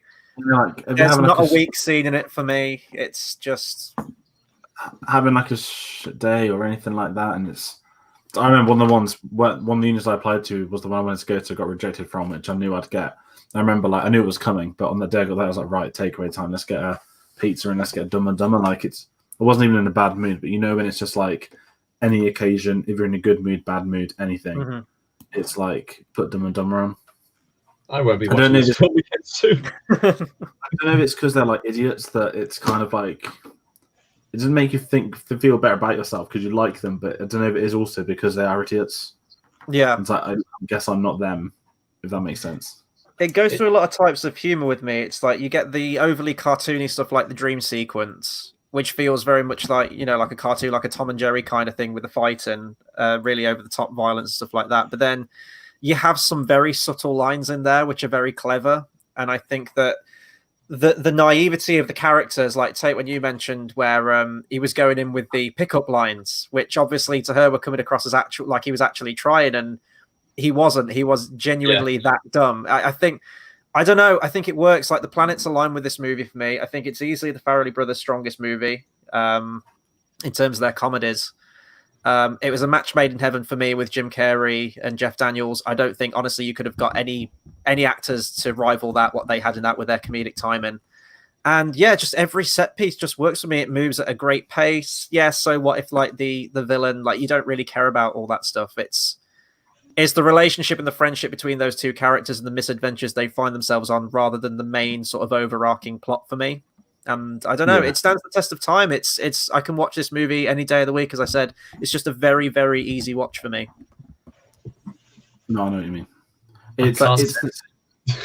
No, go on, play, because we've said I'm our intrigued. We can't really change that thing, but we're more intrigued by what you want to say. There are various different ways you can look at comedies, and all comedy is subjectical, like, and everything like that. Like, but for me, this one just doesn't sell it. And maybe it's because I didn't like grow up in it. I didn't watch it on repeat when I was a kid at that age. I watched it once, and I didn't really like it. Maybe I didn't understand most of the jokes back then, but like I kind of, it's pretty kind of easy to understand the jokes now. Had you seen any other Jim Carrey movies before that? And are you a fan of any other Jim Carrey movies similar to this? Or as far as my Jim Carrey's are concerned, like I really like Truman Show. That's one of my favorite films of all time. So I prefer him in a serious role. I quite liked Yes Man when I first watched it.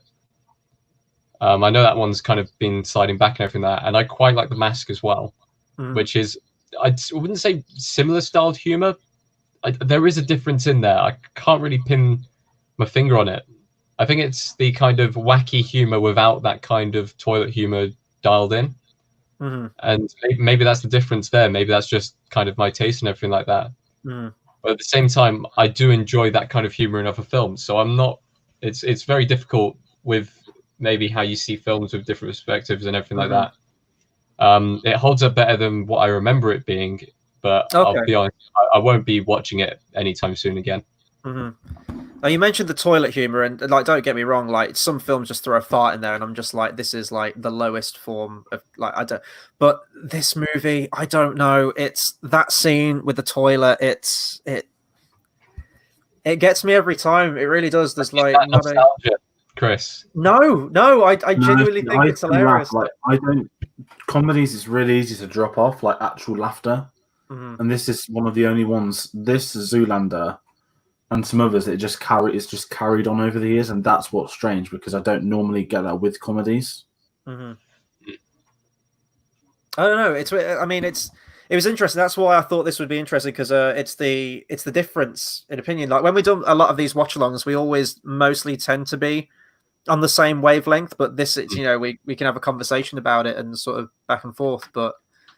I don't know if the credits are still going up in the actual film, because my Netflix decided to. My credits are still going, and they're just showing the New Line logo again. I'm wondering what they would suggest to watch after this. My Netflix just doesn't. They told me to watch The Last Dance, which has been on my list, and I don't know how you can go from Jim Carrey to Michael Jordan. Last Dance, I'm one episode away from finishing it. It's fantastic. Highly recommend. I've finished my last series. I've then watched Face Jacker inside 2 days, and then once everything's done tomorrow, I'm gonna sit down and smash out a show over bank holiday weekend. Even though it's Saturday now, I've got like 2 days left. It's more of a I've got randomly decided to redo my entire room. And it wasn't even a let's plan this out. It was okay. The maths works. Let's start. And this was drawing work on Friday. So there I was moving wardrobes, and then it was like every 5 minutes just like move my mouse so it looks like I'm still active. Not that I should have said that live, but oh well. But no, I can't wait to just watch it. I'm going to watch Last Dance. It's only 10 episodes and it's easy to get through as well. But okay, right. We will throw up socials before we round off. Make sure I click the right one. There we go. So as Tate mentioned earlier, there will most certainly be a Dumb and Dumber question this Thursday in our comedy quiz. British time, we go in live at 8:30. We go live 8:30 every single Thursday for a new genre of movie quiz. As we mentioned, this is comedy. So there are going to be many decades. There are going to be many different types of comedy in there. So hopefully there'll be a question in there for everyone. So make sure you tune in for that. And yeah, I know I did see the number go up throughout this. So I know we did have some people clicking in every now and then. So hopefully you enjoyed the watch along. I know we had a lot of silent moments, but I mean, it's harder with comedy. Yeah. Spiraling, there's so much to take in. Obviously, the drink alongs, and obviously next week is going to be a drink along. The cycle has continued. Next week is a drink along. I have my bottle of Jack Daniels there. Yeah, go on. Sorry, say. I was going to say, we do have a normal watch along to go along with the quiz that we're going to be doing, which we will announce after the next quiz. But we do also have what is probably the most hyped thing for me this month, which is going to be the Attack of the Clones drink along. It's going to be ridiculous. And we will be posting rules for that once we get them done. So I honestly cannot wait for that. As soon as we ended Phantom Menace, I was like, oh, now my watch begins. Now my wait begins until Attack of the Clones. But it's going to be good. Something to look forward to. I think it's going to be a harder wait to get to 3 from 2 because you've already seen 2 of them. It's like finish the trilogy. But I can't wait. It's going to be so much fun. Well, yeah, we'll have a trailer for that in the week. You're going to have to prepare, aren't you, Tate, between 2 and 3 for our empowered dramatic rendition of the... I'm going to be reading my lines. I'm going to be learning, getting the accent down. I'm intrigued to see... I'm intrigued to see if I can recite them at the same speed. Even we'll get it. It's one of those things where you just listen to the soundtrack and you can just, to like every musical note, you it. Awesome. So we hope you all had fun watching this movie. If you like Dumb and Dumber, like me and George, if you don't like Dumb and Dumber, like Tate, please do comment. Let us know your thoughts on this movie, any other Jim Carrey, and all of that good stuff. We will be back on Thursday. We might be back before, depending on if anything comes out. But obviously, we're all still in lockdown. So Christopher Nolan is kind of just leading the charge at the moment with his various trailers and unwavering spirit to get that movie in cinemas. But anyway, we'll see you guys on the next video. Take care.